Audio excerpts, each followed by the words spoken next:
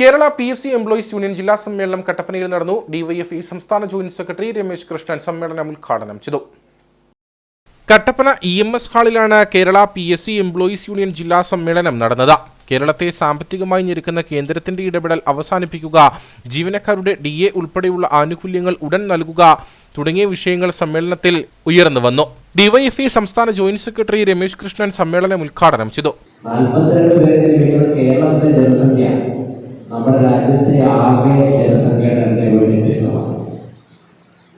നമ്മുടെ രാജ്യത്തെ ആകെ ജനസംഖ്യയുടെ 2.8% ജനസംഖ്യയുള്ള ഈ കേരളത്തിലാണ് PSC നിയമനങ്ങൾ കൊടുക്കുമ്പോൾ രാജ്യത്ത് ആകെ നടക്കുന്ന നിയമനങ്ങളിൽ 42% നിയമനങ്ങൾ കേരളത്തിൽ നടക്കുന്നത്. ഈ ഒറ്റ കണക്ക് മതി. എങ്ങനെയാണ് കേരളത്തിലെ രാജ്യത്തെ മറ്റ് സംവിധാനങ്ങളെ അപേക്ഷിച്ച് കേരള PSC മെച്ചപ്പെട്ട നിലയിൽ ഇതിന്റെ പ്രവർത്തനങ്ങൾ നമ്മുടെ നാട്ടിലെ ഒഴിവുകൾ കണ്ടെത്തുന്നതിന്, ഒഴിവുകൾ കണ്ടെത്തുന്നതിന്, സുതാര്യമായ പരീക്ഷകൾ നടത്തുന്നതിന്, ഇവരുടെ സൂചിപ്പിക്കപ്പെട്ട സ്വാഗത പ്രസംഗം സൂചിപ്പിക്കപ്പെട്ട ഈ വിഷയങ്ങളുടെ നിർവ്വാഹനം രാജ്യത്താകെ ചർച്ച ചെയ്തുകൊണ്ടിരിക്കണം.